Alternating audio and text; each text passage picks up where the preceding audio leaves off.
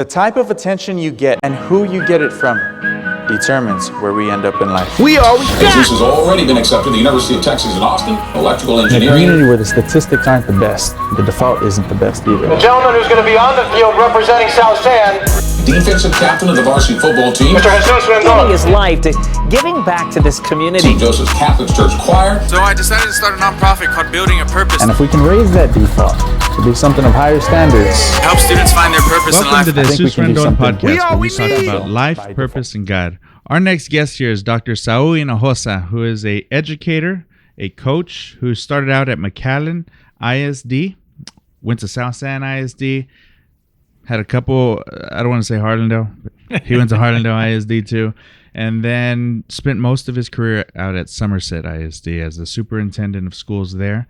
Did some consulting work after that and has come back to South San to join us as our superintendent. Dr. Hinojosa, thank you so much for coming out. Thank you so much for the invitation. So, what's life like these days? We both have been through a pretty interesting and recovery and uphill battle to getting things back in a graceful place. But how's life like overall? Well, life is very different for me. You know, back in 2023, after 31 years in education, I decided to retire from my previous district, which was Somerset ISD. After that, I joined NIET, the National Institutes for Excellence in Teaching. I was consulting, really enjoying life, traveling, went to Argentina to bird hunt, went to Alaska, did some fishing, visited several places here in the U.S., and then I received a call about possibly applying or looking into the position here at South San ISD for the position of superintendent. And, I prayed about it, thought long and hard. The previous superintendent, Mr. Henry Aguirre, had always been a friend of mine. And I knew a lot of people here. But something pushed me, they always say God has a plan for you. And I truly believe that because I did submit my application, interviewed with the commissioner, Mike Morath, and some of his staff. And I was contacted, and it seems that I've come full circle. But I'm really glad I did, having a great time, serving the community, get to meet new people. And really expecting to do some great things here in the district for our kids and the community as well. Awesome. Well, before we dive more into that, let's hear a little bit more about you and where you started out. I know you used to be at South San a little bit before I was there, but I've always found it interesting how there's like a good-sized group of educators who are from South Texas and land at South San. So what was your education system like out in Freer? In Freer. Well, my story is that both my parents were educators. My dad was the high school principal at the time that I was in school. And my mom, of course, was the teacher. So many times they already knew, right? If something wrong were to happen at school, they were already getting that phone call. Busted. So I call myself a pretty good kid, but oddly enough, my grandfather, who had a dairy farm, and if you know anything about having a dairy farm, it's tedious work, twice a day. You have to milk the cows and so forth. And my parents, of course, got educated. My uncle's a pharmacist. My other uncle is an engineer. Of course, he just recently passed, and I have an aunt who's a chemist. So all of them were educated. They were first-generation college students. Wow. And my parents really didn't want me to go into education. They felt that I could do something different, maybe do better. They just felt that education, of course, you live a comfortable life, but it's not something that you're going to get rich on. But I saw the impact that they had on others when students would come. Sometimes we'd welcome them into our home. Many times, there were students around the town that slept at our home because my parents were those type of people, just welcome anybody who was in need. But so I went to UT as a pharmacy major, Really? pursuing my uncle's footsteps. But after a year, I really came with the idea that this was what I really wanted to do. This was in my purpose in life. I'm somebody who loves conversation, really loves being around people, a people person, and being behind a counter, serving people's prescriptions wasn't really for me. So I had a lot of conversation with my parents and really told them that, hey, I felt my goal was to be in education, and I really wanted to follow in their footsteps to make a difference just like they did. So they saw that was my passion, and they fully supported me. And at that time, I transferred to then Southwest Texas State University, and I earned my bachelor's there. After graduating from there, I did go to the Rio Grande Valley, and I was a teacher and a coach. One of my former coaches, his name is David Sanchez, who currently is the head football coach at Laredo United, and he's the winningest Hispanic coach in Texas to this day. Wow. But he coached you at Freer? He coached me at Freer. He wasn't the head coach. He coached Assistant baseball. coach. He had a state championship, but he actually coached at Holmes here as well. Wow. But I called him, and there was a position, so I went down there and really learned a lot. So was there for 2 years. I moved up to the high school, and I came home for Easter. And I was headed back to the valley right after Easter, and I decided to stop in a nearby town called Benavides. That's where actually both my parents went to high school themselves. And when I stopped at a gas station, the gas station story. Oh yeah, that's where met a long time at that time friend, Elsa, who later became my wife. So I'm glad I made that stop. We exchanged numbers, and I always say I had just walked into my apartment there in the valley, and the phone was already ringing. So, I mean, you got to give a little bit more than that. What you walked in the door, she was walking out. Was there some like? Was Poison we just exchanged numbers. The guitar song. Yeah. We actually went on a short date. She had a boyfriend or maybe I got lucky at that time. She had broken up when she was in high school. So we had gone on a date to the movies in Alice. So we had, some type of relationship. And what's really, I think, when you talk about full circle, her dad, who was also a dairy farmer, was my dad's godfather during his first Holy Communion.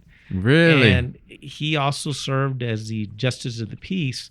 So he married my parents, right? So we always say it seems like an arranged marriage. Y'all didn't know that, or you knew that after the fact? I knew that after the fact. Or when I told my dad, hey, I'm dating this girl, and then he kind of told me the story.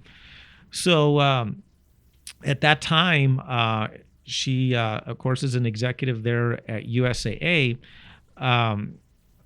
When we decided that we were going to get married, and I always tell the story also as I knew I had to tell her dad that I wanted Elsa's hand in marriage. So it was right before Thanksgiving, and I was at the home. I went to her house, and he was watching TV. And my hands were sweating. I knew I had to tell him, but when I finally had worked up enough courage to say, okay, it's time, I glanced over as we were watching TV, and he was fast asleep. So I had to wake him. You woke him up. I woke him up, and we had that talk, and of course he was very happy, very supportive. So we got married, and that's how I actually moved to San Antonio. Well, because she was already working in San Antonio. She was working at USAA.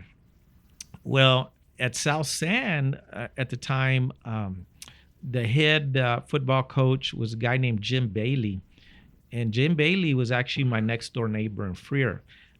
He was the head football coach in Freer at the time, and had moved. I hadn't seen him in several years, but I reached out to him. Hey, I'm looking for a job, and he said, "Sure, come on board." And that's how I got to South San. And I just found out that Jim Bailey passed away this past Monday. So, I'll be attending his services. Yeah, he just found out. He had cancer, and but a great person, great mentor, very religious person. He became a realtor as well. And, if you ever needed anything, he was always there to offer guidance. So was at South San for 3 years. And then I did go to Harlandale. And at that point, I decided that I did want to further my education. So I started my master's program at that time. It was Texas A&I, and there were classes that were offered in Pleasanton. So right after practice, I would go to Pleasanton and did that for 18 months. Last semester, I even stayed in the dorms in Kingsville so I could do my thesis. Wow. So I completed that task. And then I applied I as an administrator, and I applied at 8 districts. And it was on the 8th try that I finally was able to nail down a job. I had got turned down 7 times. Wow. But I did go to Southside. I became an assistant principal. And had a great time, a great experience while I was there. And when I was there, I decided, you know what? Now that I've got my master's, why not? Why stop there? So I applied at UTSA for my superintendent certificate. So I was accepted into the program. And when I was there, the superintendent of Somerset at the time was also taking the classes. I believe she wasn't fully certified and needed to do some coursework. So we got to know each other. And she called me one day and said, "Hey, I have a junior high principal position. Would you be interested?" And I said, "You know what? This is a great opportunity for growth." So I applied, and I became the junior high principal, and I was there for 5 years. Wow. While serving as the junior high principal, I got to know a lot of people, community members. And Somerset has one junior high. That's correct. Mary Ellen Morin was her name. The superintendent. She decided to submit her retirement. At that time, and I really thought long and hard. But I said, you know what? Hey, they can only tell you no. Just remember, prior 7 times I had applied for assistant principal, and I've been told no. So I said, I'm gonna go forward with this. Now that I had my certificate, had a conversation with my wife, and had my oldest son, David, at the time. So I applied, went through the process, and lo and behold, I got that call late at night, and they offered me the position. So I became the superintendent of schools. What year was that? This was in 2008. At that time, Somerset, of course, was struggling. They had F schools. They had just had a change in the board. And the board president, Dr. Omar Pachicano, he actually was the president of the Baptist School of the Americas, which is right there off BUA. Building on Purpose used to rent the building from them. Yeah, he was the president, and he was now the board president as well in Somerset. And I tell you what, he was 80 years old and was a great mentor. He had that business acumen and really taught me a lot. And one of the things he said, you know what, you need to get your doctorate, and this board is behind you. And we really feel that that will provide some opportunities for you. So they actually put it into my contract where I would go to Austin once a week. I got accepted to UT Austin. Every Thursday, I'd get up at 6 in the morning and I'd get home at 11 o'clock at night. So I took coursework for a year and a half.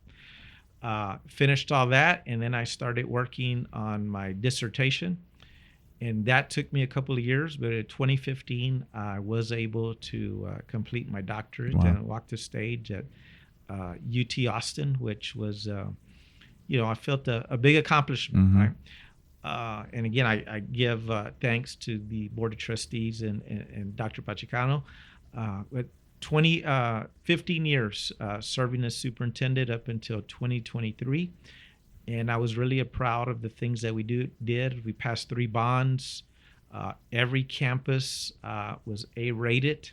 And then the district became A-rated as well. So we were able to defy the odds with the community and really accomplish some great things and add several programs where not only if students didn't want to pursue, or further their education as far as higher education, they had opportunities to earn certificates. So we did have an early college high school, but we started coursework in cosmetology, auto body, law enforcement. The kids had just about every opportunity. So for a little community, feel we did some great things.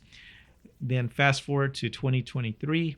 At that time, I just felt that I wanted to try something different. So I did start consulting, doing superintendent searches, and also mentoring other superintendents through TASA, serving as an executive coach, which I still do today.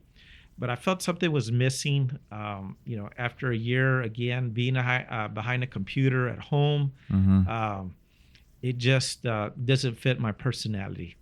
So I had kind of already been thinking about it, talking to my wife about pursuing, these opportunities. And actually, I did get to serve as an interim in Utopia, which is right by Lakey. 200 students in the whole district. Oh, wow. That's small.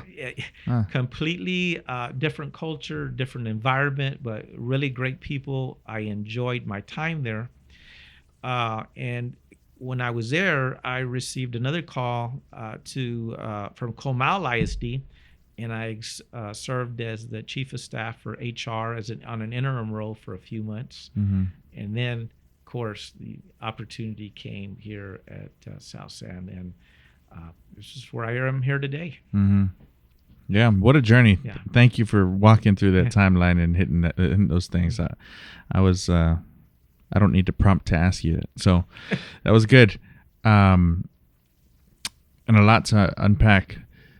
At Somerset, the first time in history it had ever received an A rating, right? What do you attribute that to? I think the most important thing is that we know that all kids can be successful. To me, what really differentiates is the quality of the teacher.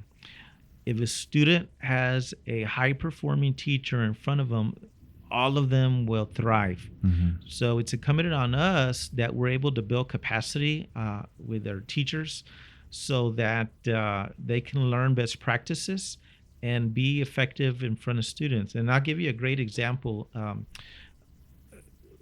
In 8th grade, normally your what we call our GT or advanced students are normally the ones that take algebra.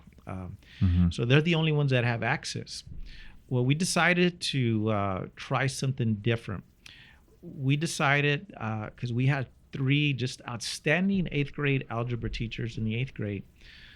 And we challenged them and we told them, how about if we offer algebra to every 8th grader? It didn't matter what kind of label they have, where they come from. They were special ed, emergent bilingual, whatever their label was. We put every 8th grader into an algebra class, gave everybody that access. And the last year that I was there, we had 96% of our kids at approaches and 68% meets, which shows that with good teaching, students will rise up to the level of expectations. So again, to me, that's what we're trying to bring to South San, create a system where we're able to grow teachers during the school year so that they can have a direct impact on student achievement. So to me, that is the essence of sometimes what separates high-performing school districts from average school districts or districts that are struggling. Right. Certainly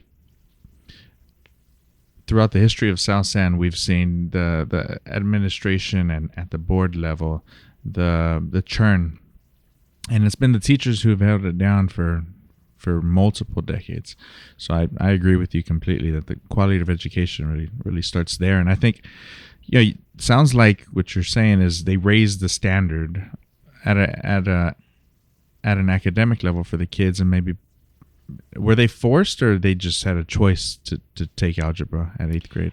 No, they were pretty much forced. We talked to parents and just told them that to enter into the system, kind of trust the process, and eventually parents see the success, so they all want to be part of that. Algebra is so fundamental. Once you really understand it and you have somebody who can explain it, it's like typing. It becomes second nature. That was one of my favorite classes. Still today, I could do algebra, the distributive process and things like that. Well, algebra is something you'll use for the rest of your day. The last time I did volume calculus, I'd have to really think about, right? But I think that's exactly it. Raising that standard because you believe your kids deserve to be at that standard, and not that they're not capable, but that's the standard you're having for that school. So if I can share a quick story on calculus at South San, I remember we offered calculus. It was pre-calculus junior year and calculus senior year, but the calculus we took was AB calculus when you go to UT. All my engineering friends had taken calculus CD, so they were already ahead of me. And I remember Miss Campos. I had Mr. Hinojosa, classic Mr. Hinojosa. Everybody knows him. I had him for pre-calculus, but he was the people's champion and took one for the kids and went against the administration. It was something that happened. So they didn't let him teach calculus my senior year.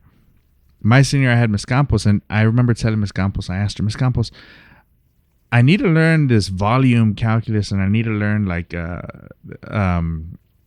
integration by parts, like things we weren't doing in calculus. And she had to bust out her she literally busted out her college spiral, and she taught me calculus, integration by parts after school without getting paid, without doing that, just so that I'd have that little extra edge. And what was that doing? You knew these kids were going to need algebra their freshman year in college. I mean, in high school.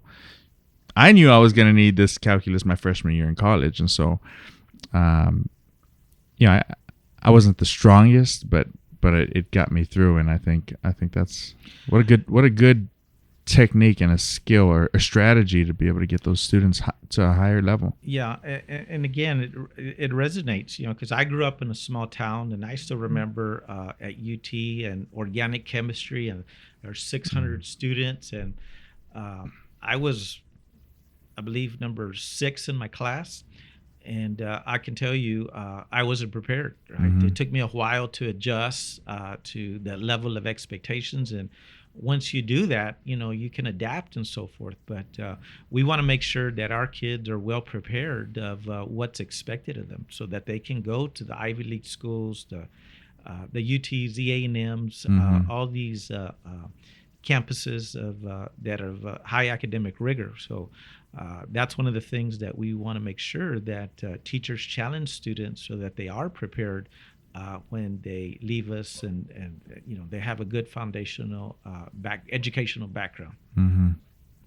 Right. What year was it when all the schools in Somerset received the A rating?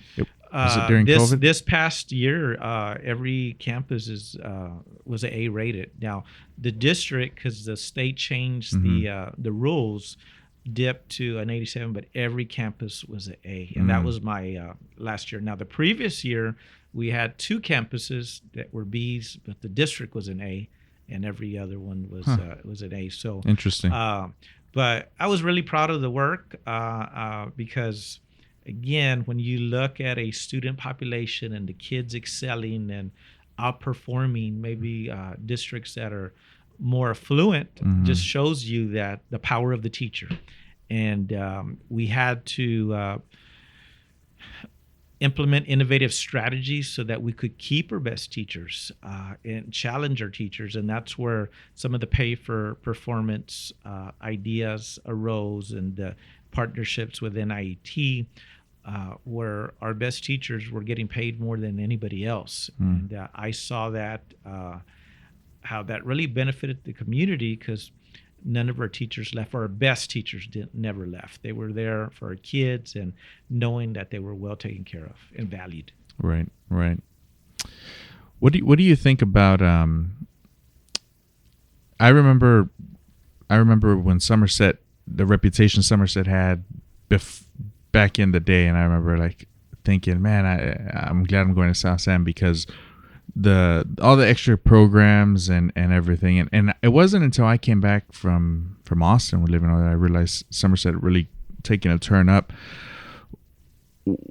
What does the population that lives at Somerset look like that's different than what it looks like at South San? It's pretty much exactly the same. I mean, there's not much different, except that South San is probably twice the size. But when you look at the demographics, almost identical. You might have a few more Caucasian students, but not many, right? It's about 95% Hispanic, economically disadvantaged. It mimics South San. So that's where it really gives me hope and confidence that it can be done here, right? And the process has already started this past couple of days. We've been involved with their administrator academy and really working to change a culture and a mind shift where parents know that if kids pursue and get a quality education, their kids can really change the trajectory of where they are at home. I always say that education is the biggest equalizer, and I still truly believe that we can change our economic status through education.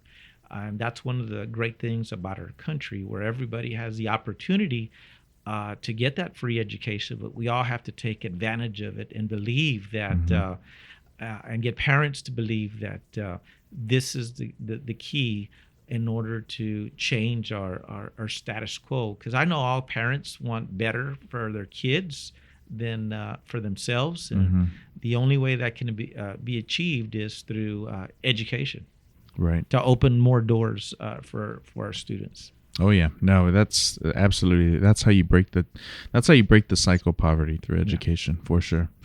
It's the fastest way, right? You can do it in one generation. Absolutely.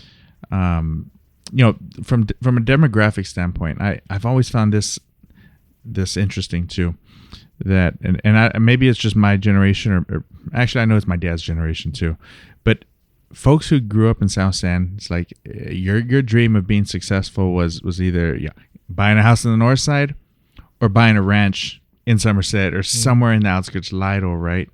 And so you mentioned it's like the same people, and it's like, well, they probably moved to Somerset when they bought their ranch, and they bought I don't know, 10, 15, however many 100 acres. And I will say, from a geographical standpoint, one of the advantages Southwest has over South San is that they're not landlocked, right? And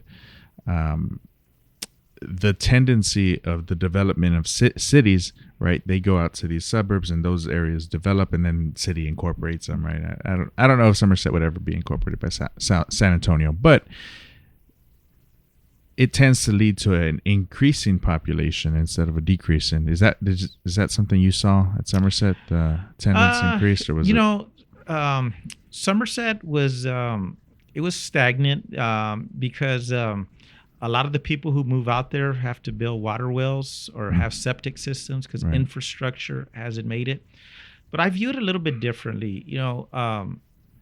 We might be losing enrollment, and some are growing, But that doesn't change the fact of the quality of education. Right, all regardless. Regardless of what students are coming and going or where they're going, you have to have a system that offers a quality education.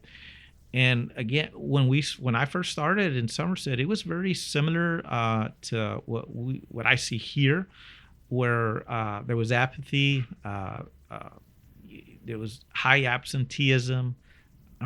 Parents wanted their kids as soon as they graduate to maybe go into the workforce to earn, that salary. And it took some time in educating our parents that know that their kids could do better, right? And if they, through an education, they could do better than that hourly salary, and not to, that we're trying to downgrade or marginalize those people that have those blue collar jobs. We have some kids that are very bright, and we want to make sure that they reach their full potential, so that absolutely. they can give back to their communities and be those leaders. So it's going to take a culture shift, a mind shift, and not only providing a quality education with their students, but also educating our parents of what the possibilities are, what their kids can do.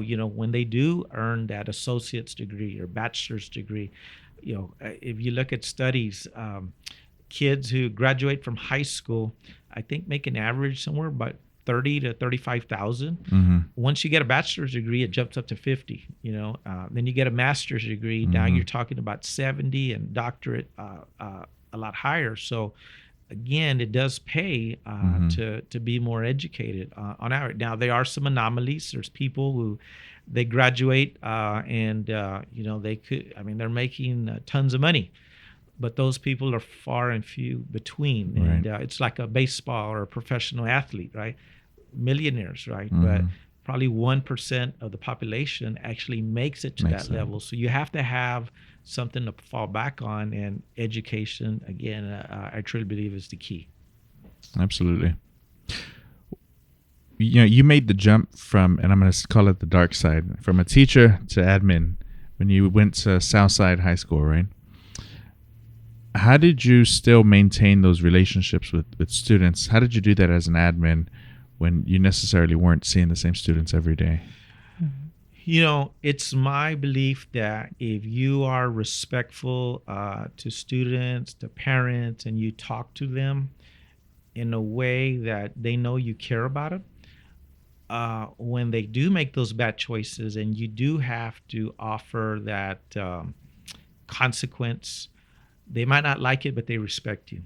It's like a parent, right? I already knew that if I got in trouble, there was the Board of Education, right? And it didn't take long. And not that my dad, if he used it, didn't like me, right? But it was it was part of discipline and love, right? And you learn that because your parents love you. So we want kids to feel the same way.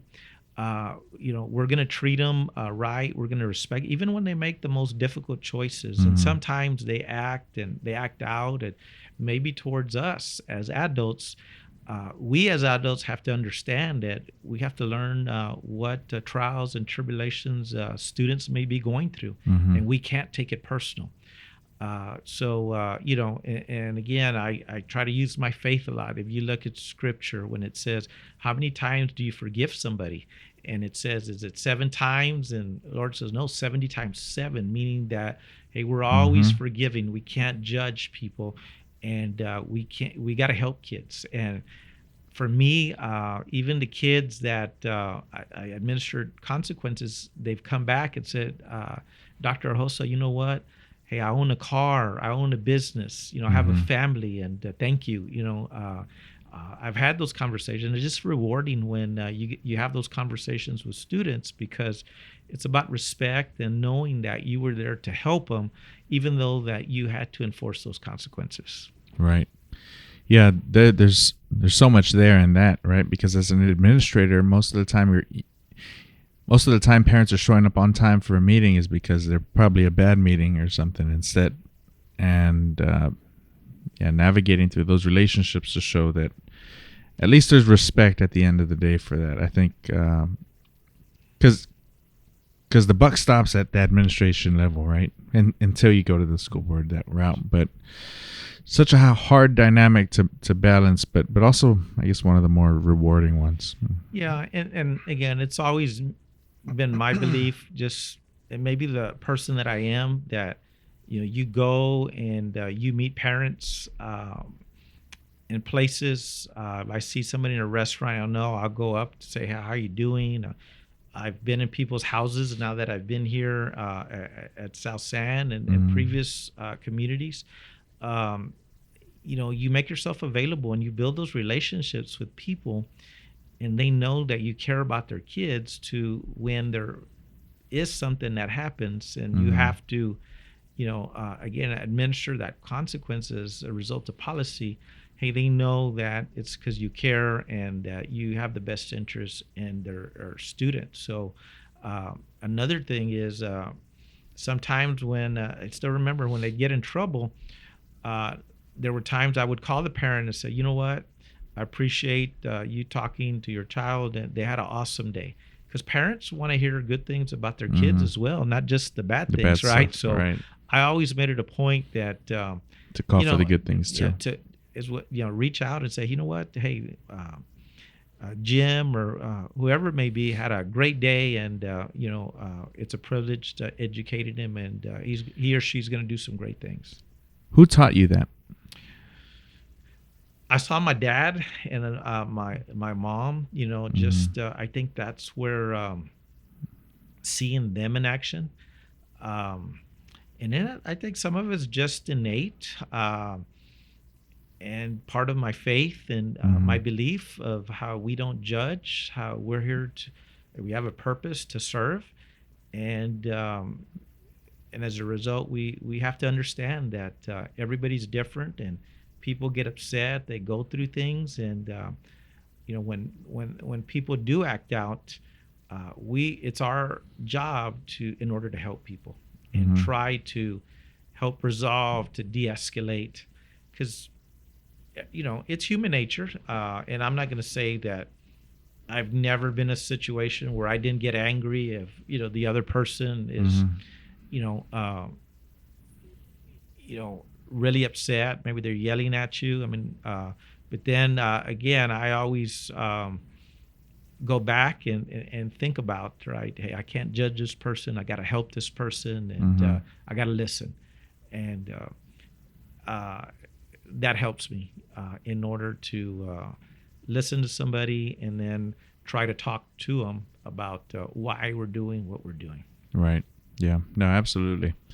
I asked that because as people rise to power, and you see this in anything, in administration, from education system, and administration for the federal government, the state government, the local government, and even in families, as you get power, how you share that power is strategic in the outcomes that those around you are. So if you're complimenting on the good things that happen, they're receiving it as something that's positive and that you acknowledge and you care.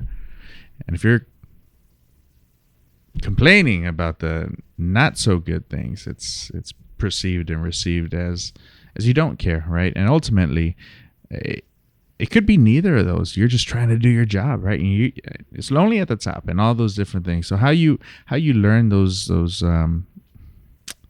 how you learn to move with grace as the tide, as the water rises you up, I've always found to be interesting in different leaders, and little traits and little qualities and things like that you be intentional about.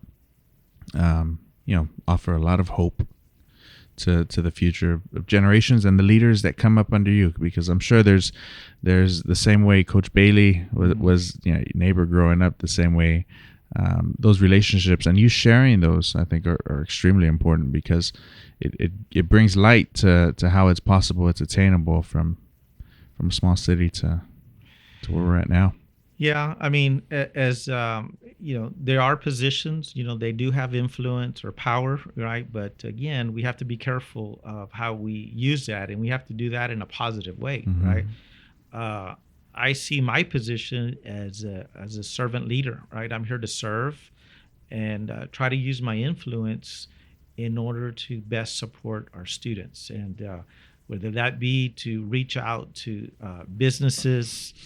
To help bring resources to South San, to reach out to college presidents, people like that, where maybe as a teacher you wouldn't have that access to bring resources and opportunities for kids.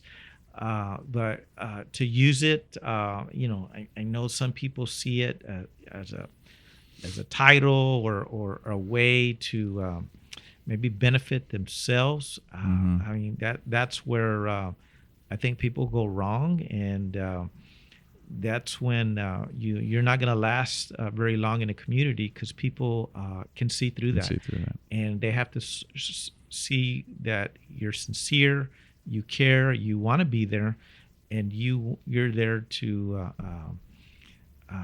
assist the community and the students to achieve their goal and their purpose. Right. Especially a community like our own. We are the gate to open up for our community students growing up to break that chain of poverty, right? And no, there's so much there. What's the one thing you're the most proud of as superintendent of Somerset? At Somerset? Well, I think what I'm most proud of is that we were able to shift the culture from one who, again, didn't really value education, where kids didn't believe in themselves, where teachers didn't believe in kids, to one where we challenged kids, we created opportunities for students, where there towards the end we had kids getting accepted to Columbia, Harvard, Dartmouth, and of course the universities here, where I believe there toward the end on the FAFSA, we had about 80% of our kids filling out the FAFSA, meaning that 80% of our students wanted to pursue or further their college education. So I knew that it was important to them.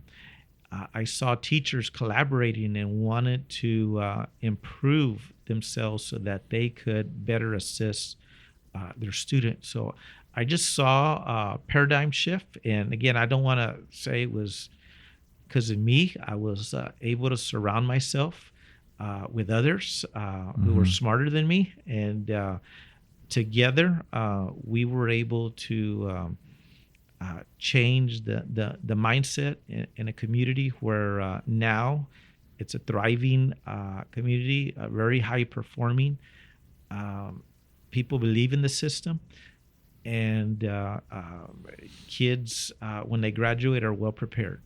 Whether they go here locally, they get a trade, or they go to university. We feel confident that they're going to be prepared to compete with other students and here around Bexar County. That's awesome. On the opposite end of that question, what was your greatest lesson learned as superintendent over your time there? The biggest thing that I learned is that you can't do it overnight, and you have to surround yourself with good people. And sometimes those are hard lessons, because many times we want to do everything at once. We go too fast, and you can burn and crash. And the first few years, I kind of got a sense of that, right? Where I knew where we wanted to go, but not everybody might have that same ambition or that same comfort level. Yes. So you have to slow down, and because again, if you don't have people following you, then you're not going to be successful. If you want to go fast, go alone. If you want to go far, go together. Exactly. So I quickly saw that. started bringing in people, collaborating, getting more input from teachers and even students. And that taught me a lot, what their feelings were, what their needs were. And it changed my mindset. Also, the value of having good teachers, right? Many times I feel that I waited. We wanted to give the teacher the benefit of the doubt, and we'd wait 4 or 5 years and finally say, you know what, it's not working. Well, it's way too late. We want to make sure that, every classroom that is here at South San, I would feel comfortable putting my nephew, my niece, my kids in, because we have quality classrooms. So we can't wait, right? It's not fair to the community. We can't expect anything less. Right. You sent your kids to Somerset, right? Absolutely. And they both graduated from there. So I was real proud of that. And we probably had 90% of the staff there was bringing their kids over. So that's how much people believed in the system. Right. Even though maybe 10 or 20% actually lived in Somerset, because middle class housing is extremely limited, right? So people were having to drive long ways. Yeah, those stories have always been special to me. The ones the parents who chose to send their kids to South San, even when they lived in the north side, even when they lived in other places, I've always had a lot of respect for those family members and those parents. And I pray and I hope that the administration and board and future board will share that same sentiment, that those statistics of 80-90% sending their kids here because they know it's the best school. So even before the board of managers, I was sending my daughter there, mostly because I knew the teachers and a lot of the responsibility falls on the parents for one, but yeah, I went through there and that turned out all right. I also had both parents. That's huge. Yeah, if kids are fortunate to have a strong, positive family environment where education is priority, you're able to overcome that. Sometimes when you might not have that best teacher, but the parents that maybe are not able to assist their kids, right? That's when the teacher becomes even more important, because they have to be the ones that have the responsibility of educating the student. So next to a parent, the teacher is the most influential person in a student's trajectory. And it's really important that we have quality teachers. So we're working really hard. And I'm confident we will get there. It might take a little time. There's no doubt in my mind. Otherwise, I wouldn't be here today if I really didn't believe that South San ISD was going to be an A-rated school district in the near future. Right. Now, this is there's a long road ahead, but I think we're on the right track. Absolutely. It's we have a great board of managers. We've been working collectively, being innovative of how we can best assist our kids. And the first step is that we have about 98% of our teachers who are going to be in front of kids are certified. They're professionals, as opposed to where we were. Again, we've designed a system where we have these we call master teachers, and their sole responsibility is to build capacity with teachers. That system in itself, I really feel, is going to help drive instruction, build rigor, and make teachers more innovative to where they can have a direct impact on student performance. So, it's been a short time, but we're ready. Teachers are excited. Admin is excited for the new year, because this is the first year where we have an opportunity to start from day one to the end to see the impact. Full year. Yeah. As opposed to coming in February. Right. Where were you when you heard they were opening up the application pool for superintendents and board of managers? I was at home. I was actually on a computer, and a friend of mine who actually works in the district said, "Hey, you ought to apply. They have this opportunity." And I said, "Really?" And he says, "Yeah. There's a." So I went online and I looked, and again started making some phone calls and learning more what the situation was Right, and so information, forth. details. Yeah, and then submitted and decided to go through the process. And again, I'm glad I did. I'm here. It's been 6 months now, and feel that it feels like 2 years because we've so much. We've done so much and changed so much, but for the betterment of our students. Right, and I more than anything, I applaud the community for welcoming it so much. I think it's been a long time coming, and I think we were ready for it, right? And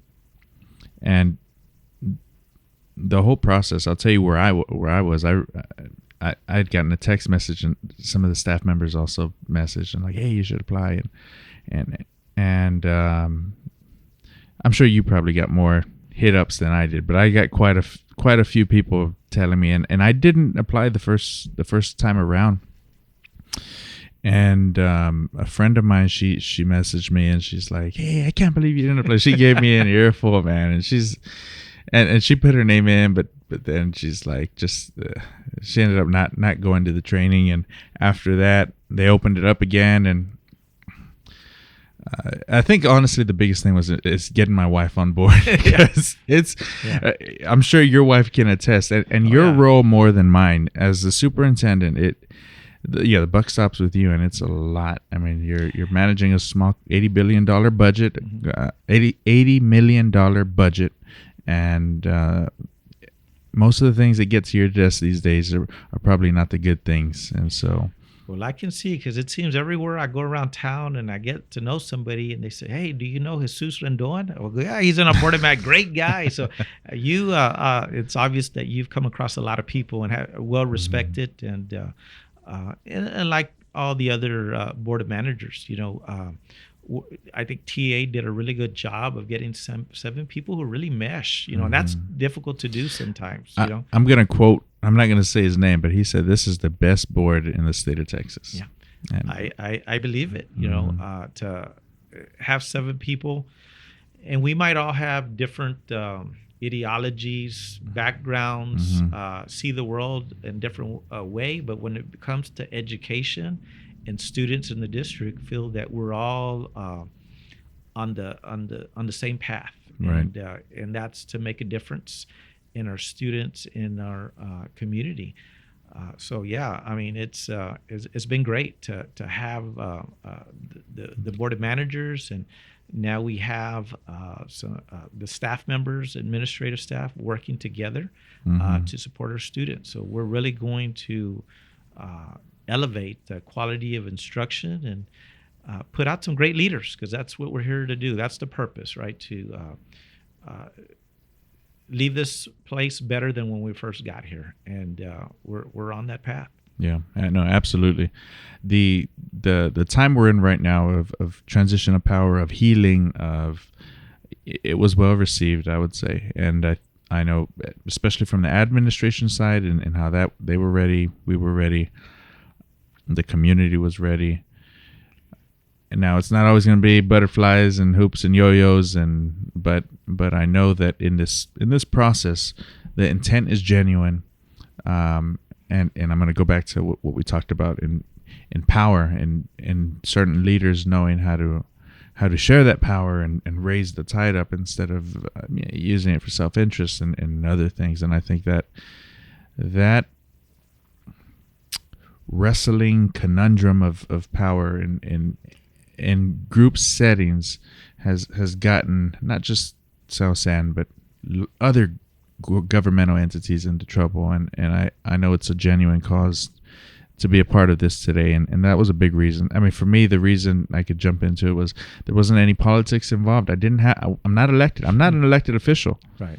I'm an appointed a director, manager, and so there was no politics, and you can be genuine with your intent in making South San a better school, not bigger, not all these other things, a better school, and that's what matters. And that's obviously the intent. And there's going to be some rocky roads ahead. I mean, I know that it's inevitable. Yeah, we're gonna face those trials and tribulations, but our heart has the student's best interests at heart, and we're going to do some amazing things. There's no doubt in my mind. And you're right.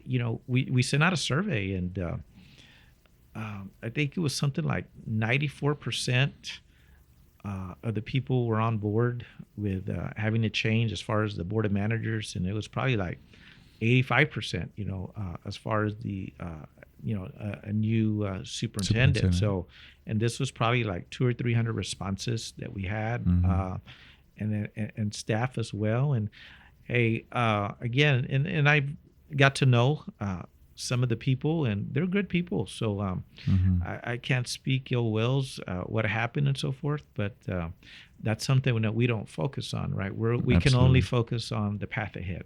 Right. And what's going to be in the best interest of South San, and what we can do to make it better, and build great students. And I continue to say, help students reach their full potential.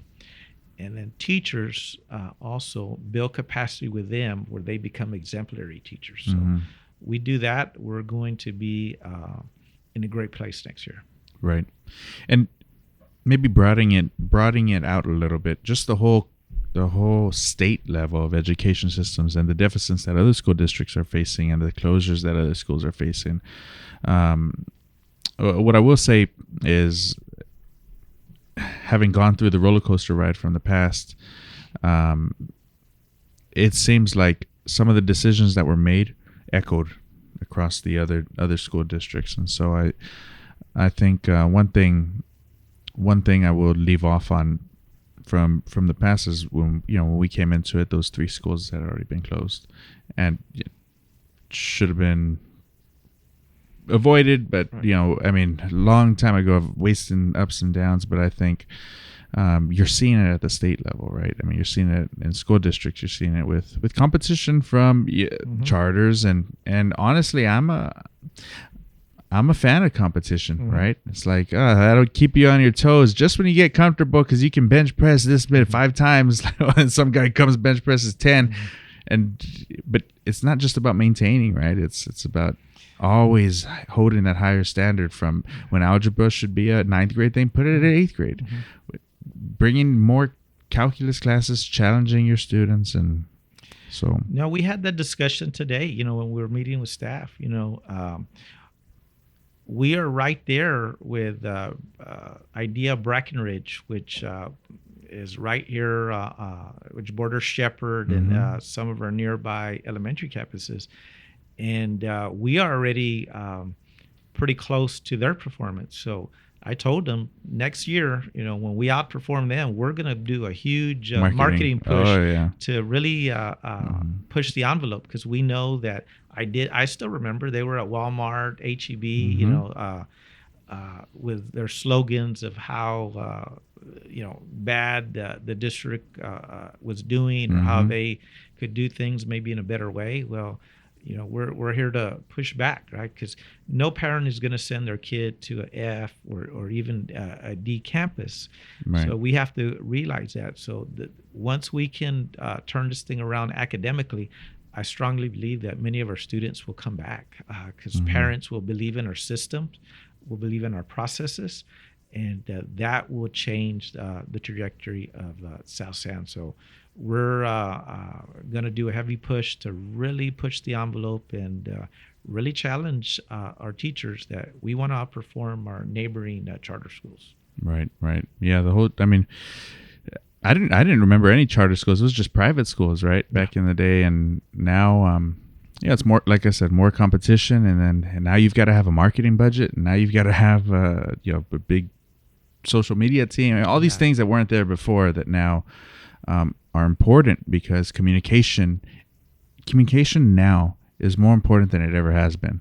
Because back in the day, you would have a press release, and everybody knew, and everybody would hear through that one press release once every whatever, right? But now you're getting something every night. Oh, South End's doing this. And I'll commend you as well. You're very active in communication in the media outlets that connect directly with the parents, because what I hear is, man, he's doing a lot. And that was part of your 90-day plan, and hitting up all these events. And I think your hair does look a little grayer from the first time I met you, but that's huge, because communication now is more important than it ever has been. No, absolutely. And again, I enjoy being out there, but communication has changed. Before, there was a banner out there, maybe on top of a street, and that was your way to market an event. Now you have social media, different ways to really advertise, and we have to leverage that to our advantage, and really, again, using those platforms to get parents to understand, again, the importance of education, how important it is for a kid to be in school, right? I plan to do some interviews kind of like this and put them out there, right? Because we know that's where we capture a majority of our parents. Before, in my generation, you'd wait, you get the newspaper and or a newsletter, and that was our way of getting the information. Well, now it's so much different, right? The only thing faster, they always say, the cheetah was the fastest animal, right? Well, now you got Facebook that is a lot quicker, right? And and Instagram and what is it, TikTok and all these others that I've had to learn. Because I need to be sure that I'm connecting with all generations and all audiences. So it's been a paradigm shift, but it's really important that we all stay astute to all these different modes of communications. And again, we can't forget about the mail-outs and things like that, because there are still some parents out there that they don't look at social media. They don't have internet. So we have to be sure that we're reaching those. Especially in this neighborhood, a very older neighborhood where, for neighborhood meetings, you still got to send a letter in the mail, and that's how they know. So for sure, door knocking, keeping it grassroots. Who is the educator or mentor that you had growing up? Well, for me, obviously, it was my dad, just because he was the administrator, and my mom as well. I give her credit, because she was a teacher, and still today, 50 some years, and she's still out there. Your parents still around? They're both around. My mom does intervention classes in literacy still today, so 2 to 3 times a week, still in her blood. My dad, he retired, became a school board member, and then came back. Came back and went to his high school to be a principal in Benavides, and then became a maintenance director and retired, I believe, last year. So he, probably over 100 years of service between the two. Your parents. So they, what they taught me was the value of hard work, because going back to the dairy farm, I still remember, and my dad having a ranch in South Texas, him taking me every weekend, whether I liked it or not. And I was out there pitching hay bales, was introduced to a post hole digger, and we, built, I still remember that fence still exists, about a mile long and half mile the other way. And just being out in the fields, watermelons, pitching them. And at that time, that's what pushed me to education, right? Because I said, hey, I don't want to do this. But the reality was that it taught me the value of hard work. So hard work does not scare me. It motivates me. I know that I always believe that I'm going to work harder than anybody else around until we accomplish our goals. So I try to lead by example. I'm usually the first one there, and many times the last one to leave. not that, but because I don't want anybody to feel as well that, that, hey, you got to be here, all these hours and so forth. But again, it's important that we lead by example. And my parents, instilled that in me, the value of hard work. And both my other grandfather, my mom's dad, he was a mechanic, and he worked a lot of long hours, heavy labor. And I know that, and I strongly believe, the harder we work in this country, hey, the more we achieve, right? And we benefit. So we want to instill that in our kids as well. That, and a lot of times we give our kids the free passes. I know I do sometimes, where hey, we might hire somebody to do the lawn instead of getting our own kids to do so. And sometimes I think, what, that's not what my dad taught me. So I have to do better sometimes in that aspect. How have you adapted with the times that have changed? Because back then you didn't have as many distractions, and so you going to go do work at the ranch, you weren't missing out on a whole lot, right? I mean, you were still back in those days. You could find a wife at a gas station. Yeah, exactly. but these days, especially raising kids, and your kids are adults now, but it is. You have to adapt as a person. You view life a certain way. Maybe in a more conservative way, but then you learn that, hey, you have to change with the times. And I still remember my wife and I going back and forth. My youngest son, he wanted highlights on his hair, and I said, hey, that's I had an issue with that at that time, but after after a while, I said, my son makes really good decisions, and I have to adapt to that, right? And you pick your battles. Yeah, and even in as a superintendent in Somerset was a very conservative community, and in the sense that all kids had to look a certain way to go to school. Back then, the boys, when I first started, couldn't wear earrings, had to have hair, shoulder, couldn't at the collar.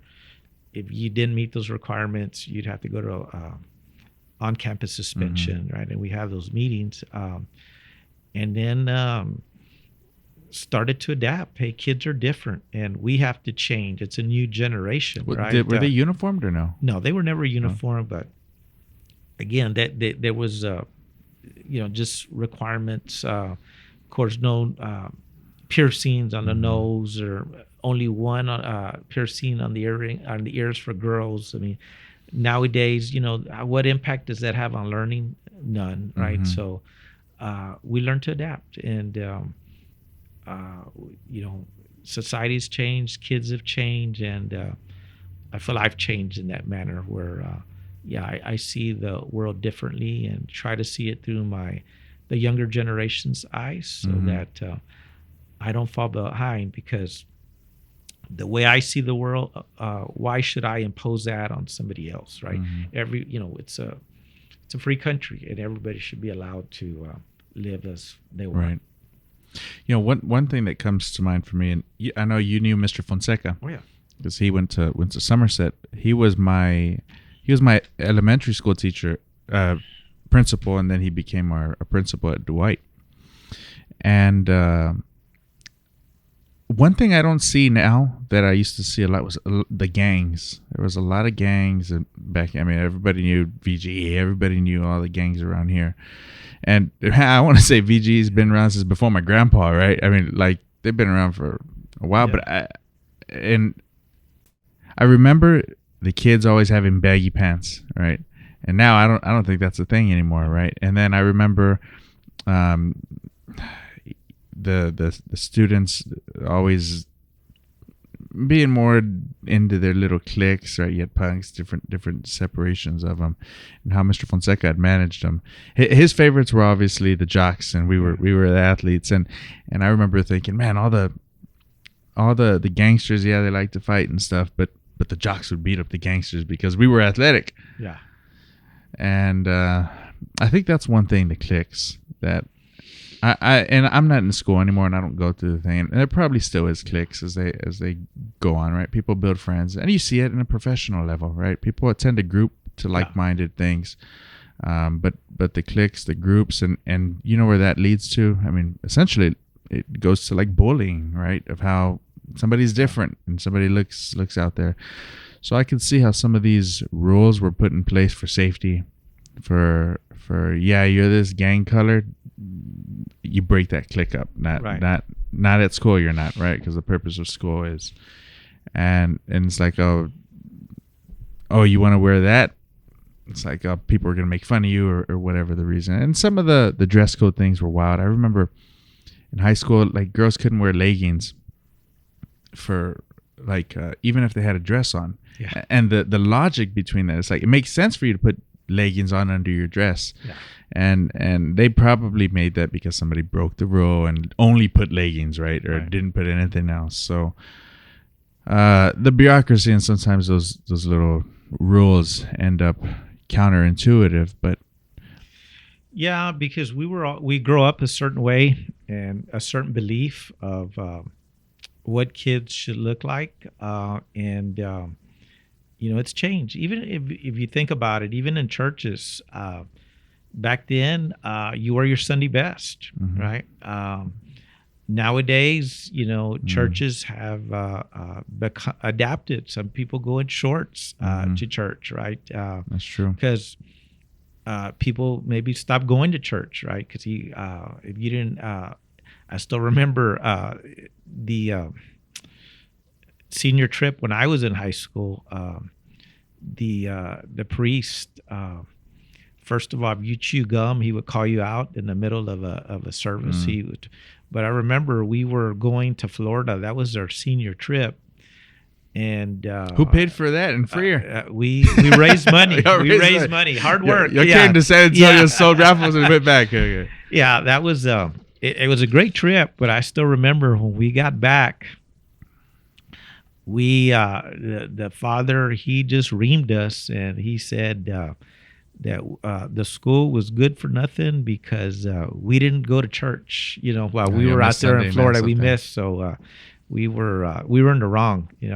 And maybe we were, I don't know, but that's how, in that community, how, he would call you out in the middle of a service, throw that gum out, and you're embarrassed right there. So it was, those types of things where it, I guess turned some people off and now, like I say, people are changing. Churches have changed. Schools have changed. As we mentioned, the gangs have changed, right? I think they figured out that, hey, why am I going to advertise that I'm in a gang? Maybe I need to be more discreet, right? Because people now are going to have my eye on me. Right. Because, again, I used to do that all the time as a principal. If they cause, individuals cause problem, I bring in the parents. Hey, that Johnny's not allowed to wear blue anymore, and they didn't like it, right. But so those types of things, I think they evolved.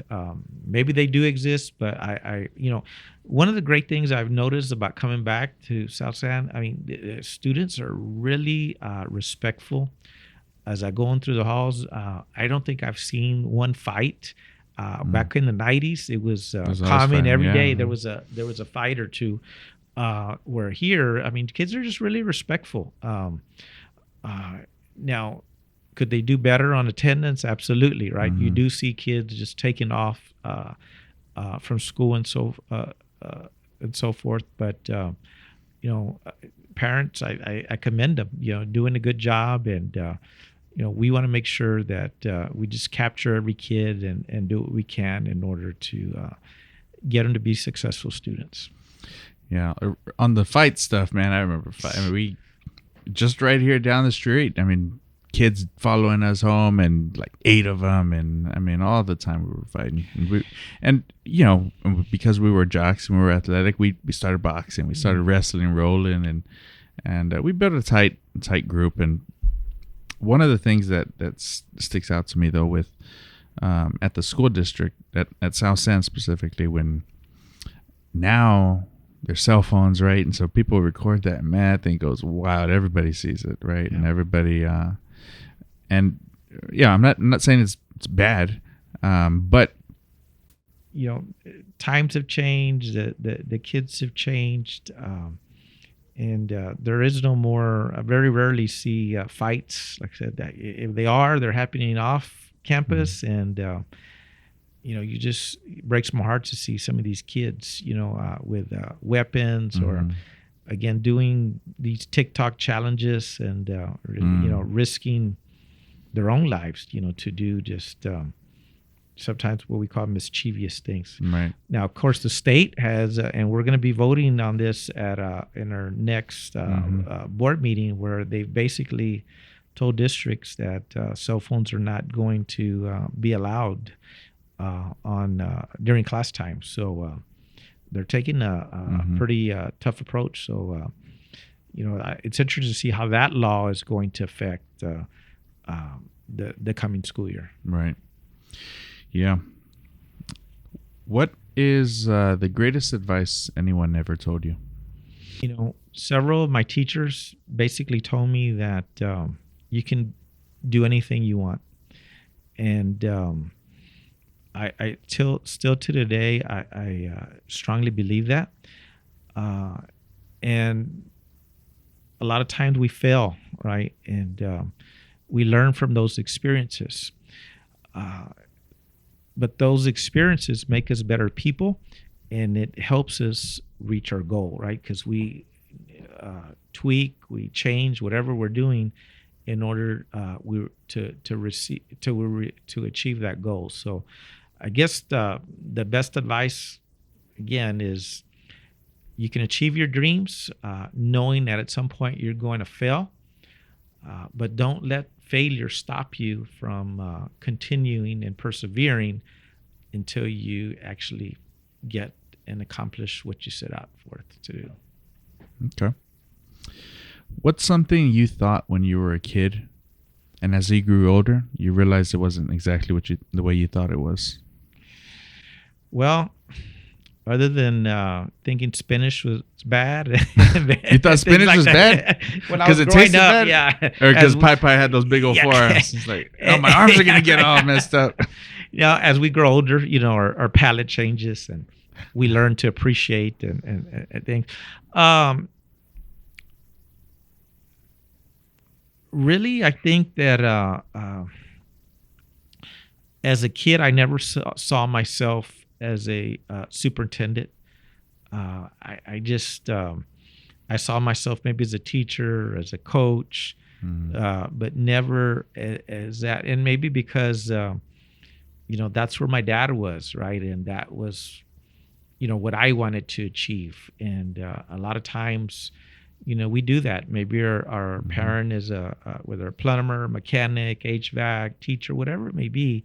We try to mimic that, but there was something that just pushed me to continue forward. And mentors like Dr. Pachicano, who said, "Hey, continue your education.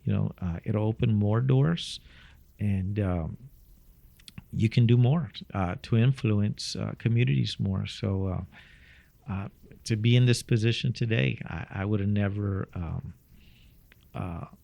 imagined being here. And just I feel blessed where my wife and I are today. We started in a little 400-foot efficiency apartment when we got married. And it was a struggle, but to see where we are today, again, is not something that I imagined. I feel very blessed. And how many years? 30. 30 years. This past June was 30 Wow. years. So it's time flies, but just feel blessed to influence others, to help others, and to hopefully be a guiding light. I really feel that my purpose is to be that disciple, to teach people good morals, to make good decisions, and how to be a better person, and to help them grow as an individual. So I just true that, one of my favorite scriptures, and I send it to the You're hitting board of off all my managers, questions, right? is Ephesians 4:13. We can do all things through Christ who strengthens me. So it tells me that whatever barriers that we face, that we can overcome, right? Because there's a divine person or thing out there that helps us overcome and is watching over us, that I strongly believe that I feel that my purpose is to serve others. And when I'm gone, that people will remember that, and hopefully others will pick up that torch and so forth. All right. Yeah, you're. I can tell you're a good student because you're going boom, hitting off of them. Yeah, in regards to purpose and maybe shifting gears a little bit more scriptural. Have you always known that was your purpose? No, not early on. Because as a young adult, we get caught up in worldly things and things that influences us, and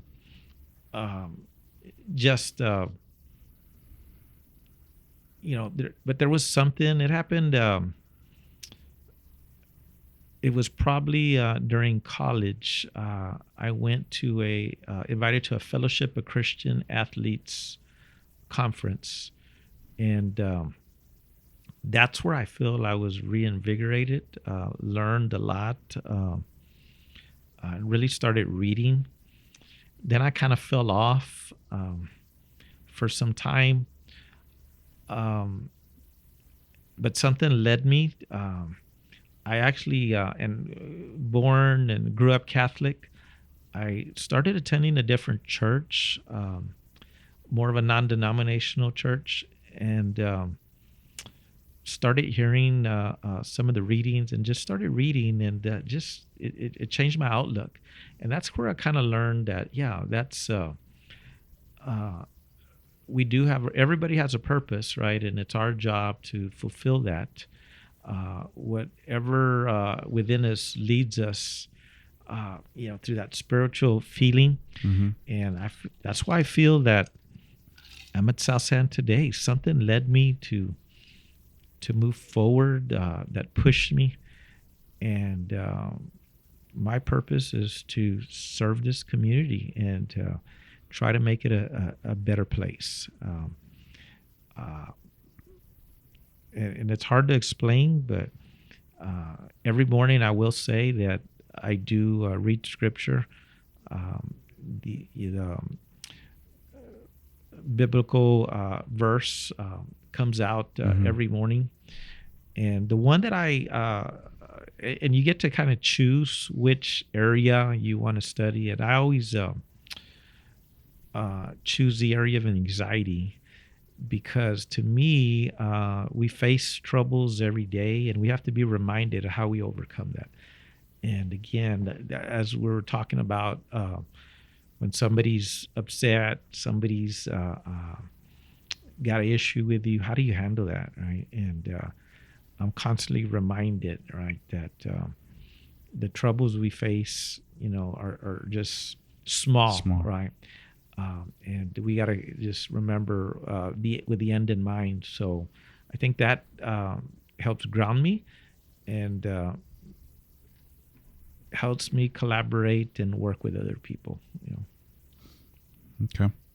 You mentioned non-denominational. You grew up Catholic, and I remember going to Mass, and I remember getting my first communion. I remember priests being a little bit more stern, maybe in those times growing up, and I didn't want to go to Sunday school. I didn't want to go to church, and we didn't for a while. Majority, my mom would bring us, and my dad would.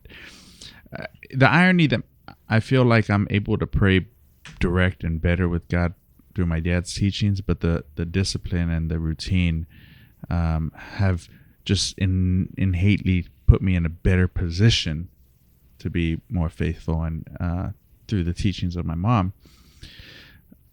I feel like there was an uprising in just Christian Protestant church especially through the worship. Once worship came K-Love in the 90s, Chris Tomlin, I mean, man, we were on fire, right? And especially because now we were able to be a part of the church in some way, right? We would sing, or we would play guitar, and I'll show you this story. I had always wanted to learn how to play guitar, and my dad knew how to play a little bit, but he had always wanted to learn how to play guitar. And I remember I told God, I said, God, if you teach me how to play guitar, I'll teach anyone for free, and I won't charge, and I won't anything, because we didn't have the money for me to learn how to play guitar. And the first song I learned was Johnny Cash's "Walk the Line." Oh, yeah.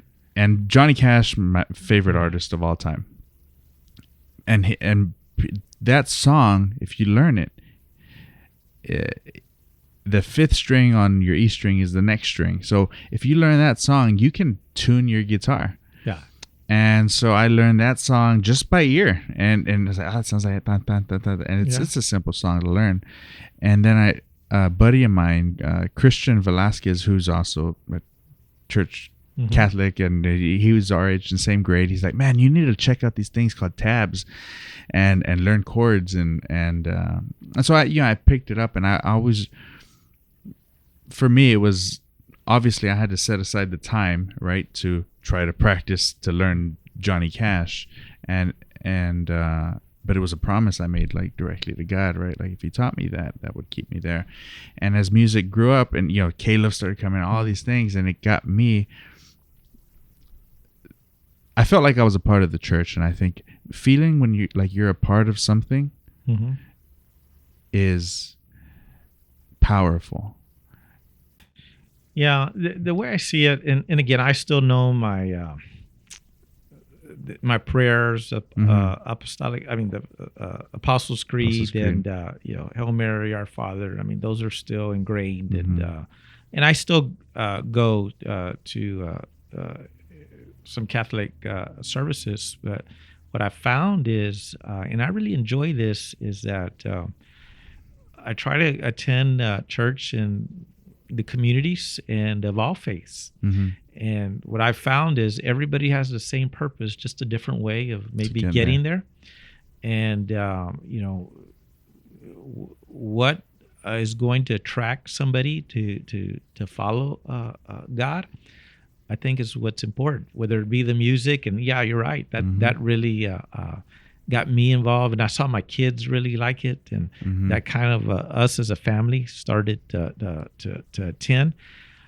But I've gone to Baptist services, Assemblies of God, Lutheran, Methodist, Presbyterian, and just to see kids in a different light. And it never fails. Wherever service I go, the message is pretty much the same. They're just a different way, maybe traditions or rituals that people do. But I just feel that everybody has that same purpose at the end of the day, and it's important that the most important thing is that we do believe in something, and there is something after death that awaits us. That's something better for all of us. Something divine, yeah. And I've noticed that trend, and I've never really, I guess, put words to it, and saw how it was because they felt like they were a part of it. Especially kids, especially children, to be a part of something that's high on their priority list. Somebody, I don't want to do nothing. I'm an outsider. I'm this. Well, you want to be part of the Outsiders Club. I mean, that's still its own thing, right? That's still, and so seeing that, and then back to how, like you said, even times have changed. Then Catholic masses even started having some Caleb songs in there, and then there was a whole thing with that, with the priest coming down, and I remember. I remember kind of getting in trouble for playing songs like that during mass, and then even until recently, we came back in with the choir, and we had a formal training on what types of songs should be played through a Catholic mass that are liturgical, through the liturgy, right? And well, you can play something on the entrance song, because that's not part of mass, and then the exit song. Those two are not part of mass. So, we're learning, and I think even the church, like you said, the church changes with the times as well. And one of the reasons why I think a lot of people tend to lean towards the Catholic faith is because of the traditions, and that those preserved, those endure through the test of time. But it was the first church. Peter built the first church. But it's important, as we get into this, that the more we read, as people try to maybe impose something or a belief of their own, if you read, you're able to say, well, that's not what it says here. Or, come up or with your own there. conclusions. Exactly. Like John 3:16, anybody who believes in Christ will basically have eternal life and not perish, right? So it doesn't say just you got to have that belief, right? And to me, that's a strong statement. So when somebody says something, or I say, well, tell me about this, what does that mean? And but we're not here to get into right or wrong. Right or wrong, which religion's better, or so forth. I think the most important thing is that we believe in something, and again, any religion all has the Christian religion, right? All has the same purpose, and again, just a different way of doing so. If you go to a Methodist church, it's so similar to Catholicism, right? But just very different changes. You go and you take the bread and the wine and so forth. So, I mean, it's not too much difference. Yeah, they go through the same motions, and then but looking at it from a history perspective and coming back to the inception of the Protestant churches, you see that it tended to be an injustice in power, right, from a man, not faith. Indulgences and things like that, and Martin Luther, right? The going back to this conversation of power being abused as you go up, rise, and we've certainly seen that in the Catholic Church, and in every church there's that, right? But it's the abuse of power that makes somebody feel like they're not a part, right? And our Father says this all the time, and he's a Franciscan friar. Friars came back to St. Joseph's, and they hadn't been here in a while, but he talks about the biggest threat to your life is division, and you see that at every level, right? Division at the federal level, division at the state level, division at the school board level, division in your community, division in your church, and division in your family. Come into play, right? That's our purpose, right? Of how to bring people together that have differences of opinions, see the world in different ways. How can we all come together and find common ground? And I always believe that communication and conversation is the best way that we can handle and mitigate our differences. And at the end of the day, it always comes out that we have more commonalities than differences. Yes. We just have to sit down and talk and communicate and agree to disagree on certain things. And if people can do that, it makes it such a better place that we're not on opposite ends of the spectrum. Right. We're stronger together. Absolutely. For sure. What is your purpose in life? I feel my purpose is to be a positive influence on others, and to be a disciple in the sense that I teach other, right from wrong, to try to use my influence and to helping people be better individuals, whether at school or outside of school. I'm always teaching, and I feel that my purpose is a teacher. and try to work with others, try to mitigate, whatever differences we have. And I just feel that's my calling, and that's why I'm here. Somebody needed to come in and try to bring this together, and hopefully I can be a shining star, a guiding light, with the assistance of others, of course, in order to accomplish that. Okay. How do you know if something is divine? And when I say divine, I mean of God, right? It's what God wants you to do. Boy, I just think that everything we do is, I just see it as everything we do is divine, because everything is already, everything is, and this is just me, right? I feel that everything is predetermined, that, what our life is set up to be. Of course, we have options, and we make decisions along the way, but we're here because of a bigger spirit, right?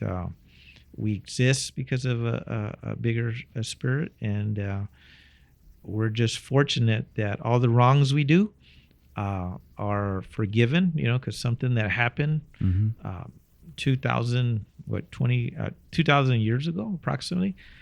And as a result, we get maybe a pass, but we got to try to fulfill that example, and try to be an example for others of, living that life of purpose, and showing others, right from wrong. As we go through different seasons, right? You talked about your foundational years with your dad working at the farm, wanting to be an educator. First wanting to be a pharmacist like your uncle, then wanting to be an educator like your dad. And at that time, it was probably something you needed to hear then. And later in your formational years, when you got married and doing things, just different seasons. What season do you find yourself in now? And what season, and in this season, what parable do you find yourself referencing? I think right now, because of all my life experiences, I can coach others. I think early on in life, you're learning from others who have that experience, and seeing how they live life, what purpose they have, and then you use that mentorship of others, and in order to find your purpose, right? But right now, I just see myself of being a coach, being a teacher, trying to share my experiences with others, so that others can decide if that's a pathway they want to choose, right? As far as what scripture, of course, I alluded to the Philippians 4:13. There's also another one, and that stayed with me when, I'm going to say, I was a born-again Christian, and it was Isaiah 40:31 is, those who believe in the Lord can become strong we can become strong and weary, but those who believe in the Lord will fly on wings like eagles. So our belief, will help us elevate and soar. And to me, that's always stayed with me, that particular scripture. So, and it's held true in my belief, that because I've tried to stay focused, and I've strayed just like others, but my belief has helped me thrive and be the person that I am, and hopefully guide others. Sometimes when you mentioned you read every day, how do you, when you find a reading, I'm sure you're a better reader than I am. When you find a reading, you're like, you have questions about it. How do you get answers? there somebody you go to? Is there something you pray on? There's a daily scripture, and that's what I go to. And interesting enough, because of social media, you can always Google, right? If there's a question that you have that you're having a hard time interpret, you can Google and get different perspectives of what that actually means. And Right. even how it came about, the historical sense. This happened, while disciples were walking in Galilee, and they were headed, and this was going on, right? And this is when Jesus appeared and made this statement, So I do that. I do research. If there's something that doesn't provide clarity, I try to use Google, or maybe have conversations with other friends that, Sure. like every day I get, I have a friend, and he sends out Daily scriptures. prayers. Yeah, me too. He, see, his name is Manny Campos, and like today, the verse was, one day Jesus told his disciples a story to show that they should always pray and never give up. Luke 18:1. So that was his today. For today, and then he puts his own flavor on that, what that means. So I enjoy reading those, because again, the more we hear those things, and the more we believe, like I said, you're going to soar. And again, when I feel I'm in a pickle, I revert to prayer and scripture, and say, okay, here's a tough situation, but remember that if we put everything in God's hands, we don't have anything to worry about. Right. And so, in reading different verses, and when I talk to different, when I don't understand something, I bring it to the table and we discuss, and I sit and I hear how they describe it and how they interpret it, and then I hear the words they say, but I also hear the intent and how they're trying to apply it, right? Because with the Bible being a book of words, right, everybody's got different preconceived notions of the life they've lived, and how they can apply it. And so sometimes, I try to be very analytical, and I'm thinking like, okay, why is he saying it this way? And what have they been through, and this, that, and to see that. But I'm always curious to see how the methods and means of how people grow through things that they don't understand. And, that's just why I asked that question. Yeah. And the more we read, the better we're armed in order when people try to push a particular perspective on you. You're able to make certain quotes and say, hey, well, this is what it says, right? That like John 3:16, anybody who believes in Christ, does it say a certain person, just anybody, shall receive eternal life. So that's where we have to make our own judgments. And I believe that every person has that freedom. Every religion was started by man. So man is the one that, I'm going to say, sets the norms of what you should believe, what you shouldn't believe. And, you can use that as a guide, but I just believe that, we can use our own determination, because nobody's perfect. And right. We've all seen, what happens, with a Protestant, Catholic, we've seen, bad things happen, right, by religious leaders. Right. And they're there for a reason, but they're not perfect as well. Right. Absolutely. Has there been an event or instance that has something challenging that has popped into your life that you can pinpoint and say, that was the moment my faith grew or went to the next level? I think what really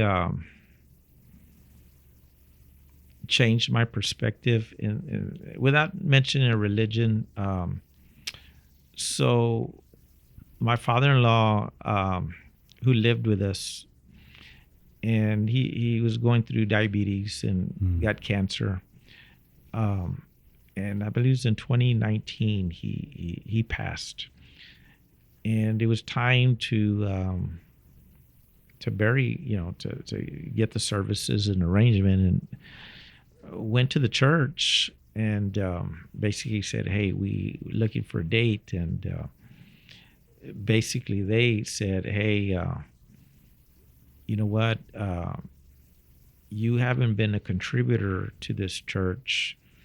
Even though we lived and that was the nearest church, but they pretty much said, since he wasn't a contributor, right, maybe not a weekly parishioner, that they wouldn't, they were not going to Accept to him to have a accept funeral? him. No.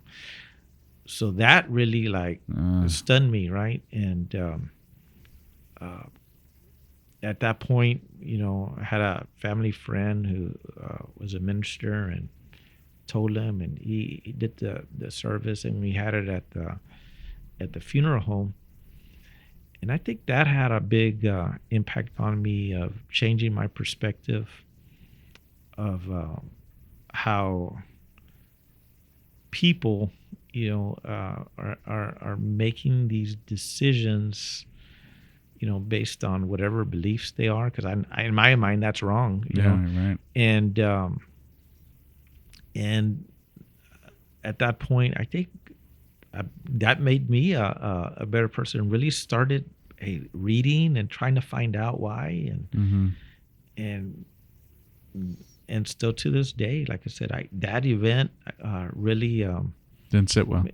but made me investigate more, and since that point, I mean, I'm religious. I don't think every morning I haven't missed a daily reading, because of that. Since that point, and it's just a matter of trying to research and find out why decisions like that are made. Was it from the priest or another person, or like a staff member? It was a staff member, but then the priest basically said Supported that, it. and just said, hey, this is my day off, and I'm gonna, which I understood, right? But I don't know. It just at that time when you're grieving, you just it just doesn't sit well. Right. Yeah, it's one of those, again, going back to humans having flaws and in those positions of power. But on the flip side, it got you to read every day. I mean, what else would have done that? Think about that. What else could have made you do that with that deliberateness? I don't know. Maybe that was the reason that situation made me, a better person, and I say better because it got me more involved and going to church and so forth, Right. One of the things for me, I remember it was during my confirmation, again, going back to intent and the way people, and I wasn't good at really taking its intent into consideration, then it was just the words and how they said it, right? Yeah. As a high school, I don't know, 15-year-old or something, and seeing at our confirmation retreat, there was a young priest in formation, and man, he was just going he literally said how people who are gay are going to hell. And we went toe to toe, me and him, and I don't know if anybody else remembered, but we were just going back and forth, and that event, did that help me grow in my faith? Did that help me turn away? And what I will say in that is he was young in his faith too, so his words and his understanding wasn't refined. And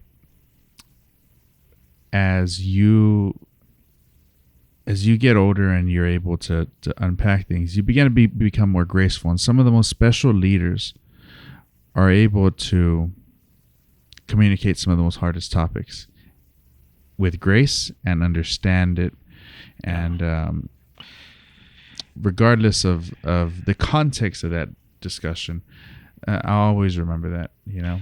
Yeah. Well, even today, I mean, not every church is uniform. You know, sometimes when kids, it's time to baptize a kid. If the mom is not married, some churches won't baptize. Some will, you know, and I'm talking about the same denomination. So it's not uniform. Some strongly believe that if you're not married and you have a kid, you're not gonna baptize them here. So you have to go find a church. Right. And then the same denomination will say, you know what, we'll wind up doing it. I don't know. I mean, it's just, to me, then that's more of a local decision, a church decision, because somebody feels or thinks a certain way, as opposed to the intent, as you mentioned. Right. You know? And then that right there, I think just draws everybody away from it. It divides it. My godfather, he's gay, and it ended up being him and his sister who baptized me. And so I think that had a little bit more of a touchy, and he's the strongest, he's the most successful man in our family. So I think that had so much to do with such a big impact on how I grew up and was raised. But then even so, then me and Judith, right, we've got 3 little girls. It's like, okay, who are we going to pick for our godparents? And it's like, okay, what? All right, here we go. And so we start fleshing this out. And now they have to have all the coursework. Sacraments. And, I mean, and so, you know, it's like, I really wanted, I'm going to throw we're going to throw our business out there. But she wanted a strong couple, and so did I. I wanted a couple who were married, and the thing we both agreed on was they had to be young, because what good is a padrino if they're not going to be around for your wedding or for all those things? And so finding a couple that was young, like 30s or so, so hard, that are still in the faith and practicing, right?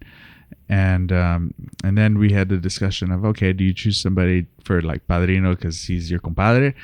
And then it's like, well, I don't think so. And then for me, it ended up I chose the boy and she chose the female, right? And my compadre, who's my compadre now, he was the first to baptize my first, and he's gonna be the one I'm gonna cast my vote in, right, until we both agree on a married couple. But just the times changing, and the dialogue you have to have, but always remember, it's like, is it worth saying if it's going to divide, right? No, it's most definitely. And maybe those are just challenges that we are put in front of us, and we learn how to cope with that, right? And that makes us better, so life's not easy, right? And we have to again, going back to communication and working through dilemmas or whatever issues we have, we have to work through that, Right. Yeah, I've been married 30 years, but it hasn't always been rosy. There's always, you always have to make that marriage work, right? Of course, it's a battle. It's always a work in progress. I love my wife to death, and I think we have a great marriage. But there's always times we have differences, of opinions, and we have to work through that. If not, we wouldn't be married today. Exactly. Me and my wife, we're complete opposite. Yeah. So are we. Y'all are? Yeah. She's more. How so? I feel that I'm a little bit more reserved, and she's more just. How can I say? She's more, and I'm a people person. She's more outgoing than me. She's just her thinking and how she sees the world is different than I do. Right. She's probably more of today's progressive type of person. Where again, I see myself more reserved. She doesn't care. If she says something, she's going to say the way that she feels, where I'm more, hey, there's a time and a place, right? Right, Maybe right, because of right. the bigger picture. yeah, or sometimes the situation you're around, you learn that, hey, sometimes you say something, sometimes you don't, right? And Right. my wife's very unfiltered. Yeah. Not in a bad way, but Sure, it's yeah, not yeah. afraid to have that debate. Yeah. Come to the table. Yeah. Yeah, Judith and I, she's less risky. And not that I'm risky, but if it has an investment aspect, I'm making the investment, and I'm sacrificing now. Yeah. And she's sacrificed for so long. Maybe it's just because I have this in my ear right now, but she's like, golly, do I still got to keep sacrificing with you? It's like, we don't deserve everything we have. We got to keep grinding. We got to, Yeah. and God, I love her for it, because probably, we've come a long way, and the good thing that has been such a blessing to us that God has given us is we haven't had as many distractions. We're distracted, right, like everyone. But to really make bad financial decisions, and it might be because of her, because I've got to make a whole presentation PowerPoint. You thought your presentation to the board of managers was bad? Man, we got 90 days. I'm talking a 20-year plan this out, and then kids involved, and time, and splitting up, and so you definitely have to start early, because that impacts you. When you get to be my age, Right. So you making those right financial moves and so forth. The one thing I haven't told you that I think has also changed my perspective. 8 months ago, I had a granddaughter, my first granddaughter. Really? And that has really turned our world, and really just brought us closer, kind of just starting over. And my son, my oldest son, he's a professional. He works at HEB, and my daughter-in-law is a speech therapist, and they live with us because they're saving for a home. So that's been the biggest blessing. We've given up like half of the side of the house, but man, I To just hear feel those little blessed. feet touching. To have her there. It's just, really, gets you to, it puts everything in perspective, and it just changes your outlook. When they say your grandkids, you're going to love them more than your own kids. Now I see why people make that statement. I didn't realize she was your first. And only right now. You had brought her to the block party, and Okay. Yeah, that's right. She got a little pony there at the time. That's right. Yeah. Yeah. She's changing. She's looks so much different now, and real smart, and doing things already. It's becoming more aware of her surroundings. Yeah. Yeah, absolutely. It goes, it goes fast. Yeah. Shifting gears, you talk about life, but whose death greatly affected you? Whoa, man, that's I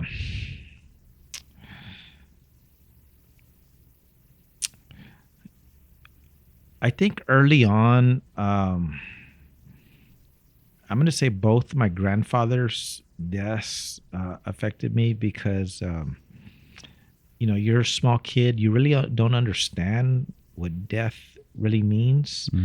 But when you experience it, you realize you're not going to see that person again, and you don't understand about afterworld and faith and all these kind of things. So those were things that I still remember. I still see them, and as much as I remember the good times, you remember them in that coffin, and showing up, and for a while, that lingers with you. But I don't know, as I've grown older and really increased my faith, I just see death differently, as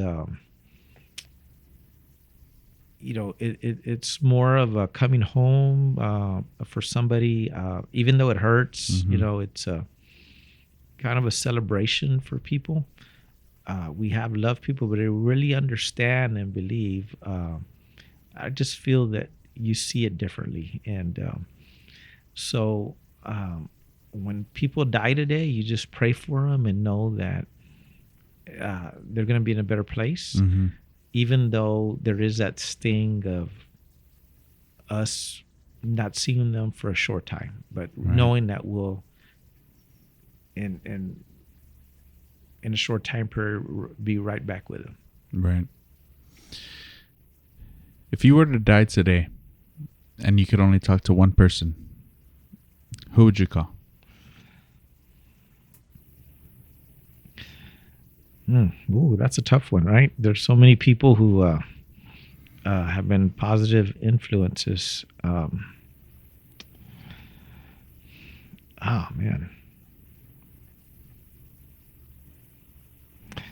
If I could, and I'm assuming that person is living, right? Yes, yeah. living.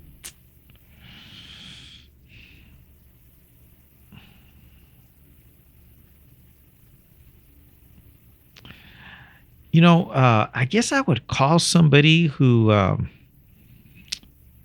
that of influence, and tell them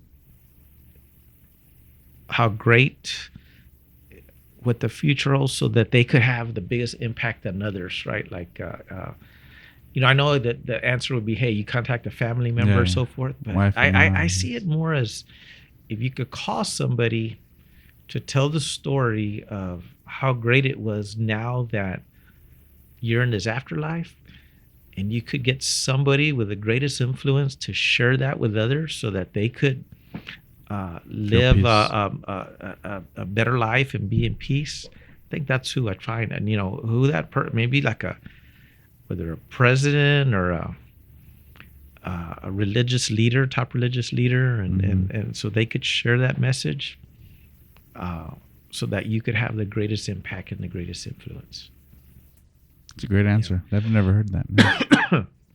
No. Okay. This one's for your family and your kids. If you had a chance to call more than one person, what would you tell your wife? And then individually, what would you tell your kids? No, obviously I would tell them that I loved them, and I was looking, to just keep following that path, and that, our time apart would be short-lived as compared to what eternity is. Just continue to live their life with purpose, and that I will see them, shortly, right? That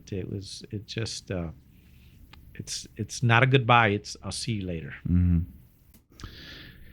Should we kind of rapid fire here? Who's your favorite artist? Wow, man.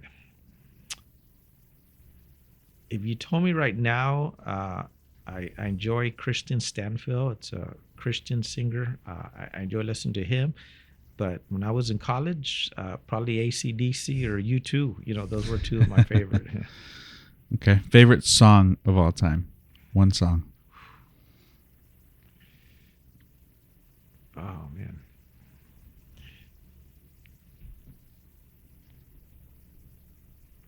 I guess it's a little spiritual, but Un Rinconcito en el Cielo has always been a favorite. Yeah. Of course. Yeah. Yeah, that's a good one. That's a classic. Everybody knows that song. Favorite movie of all time? Favorite movie? My wife, she always gets onto me for this, but I've probably watched now it's a sequel, but I've probably watched the Rocky 1 through 5 probably 100 times, and I can still see it. And she would always say, yeah. I love you too. But that whole series, it's just uplifting for me. And which one's the favorite out of all 5? They're all different, right? Just different seasons. Yeah, from Mr. T to the Russian. I mean, to the I will Apollo. break you. Yeah, I mean, they're all, to me, they're all equal. I mean, they're all. I like them all as well. And then you have the Creed now that they the sons. evolved. I haven't seen any of those. Have you? Oh yeah, Are they it's good? Yeah, he How becomes a many? trainer. There's 3, I believe. Okay. Yeah. I remember when it first came out because I was in Singapore. I was over there for like a month, and it was in the movies during Christmas time, and I was like, I don't know if I'm gonna spend Singapore money on the movies over here, but I wanted to see it because watching Rocky with my dad and Mike Tyson fights and Oscar de la Hoya versus Trinidad. So I'm going. We used to go to Laredo. It was the Casa Blanca, and they had it was the old pay-per-view. So you would pay and you get in. It was like a dance hall, and they had it on the screen. It was what did they call it? Closed. It's kind of like pay-per-view, but it was a different type, and you get to watch all the fights. Pay like $25 or something like that. That was pretty cool. Yeah. Favorite movie quote? Like this is like something with your kids with no family. Like Pom me say it. Yeah.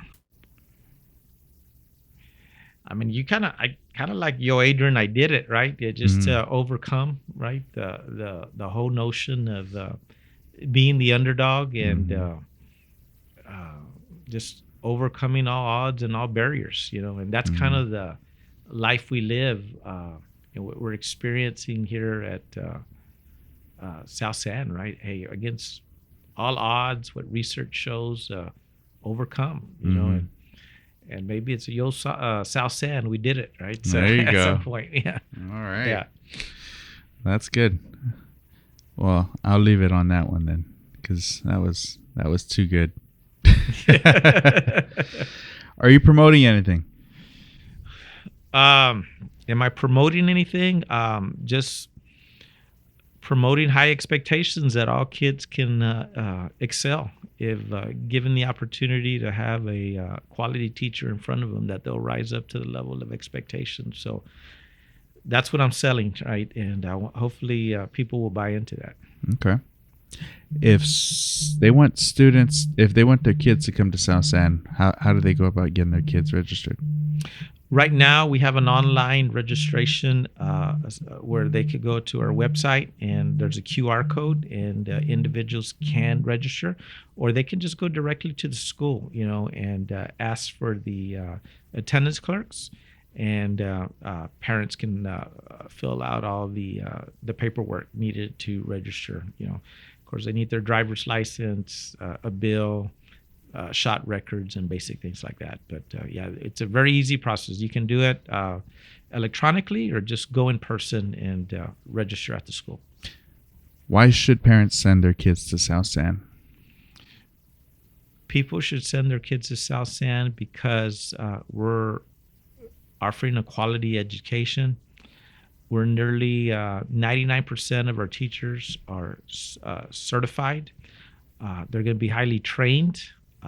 They're going to challenge the kids, and we're going to prepare kids to be ready, to be citizenship ready, military ready, workforce ready, or college ready. So there's so many opportunities for our kids. There's a place for everybody, whatever area that you want to go into. We provide a safe environment.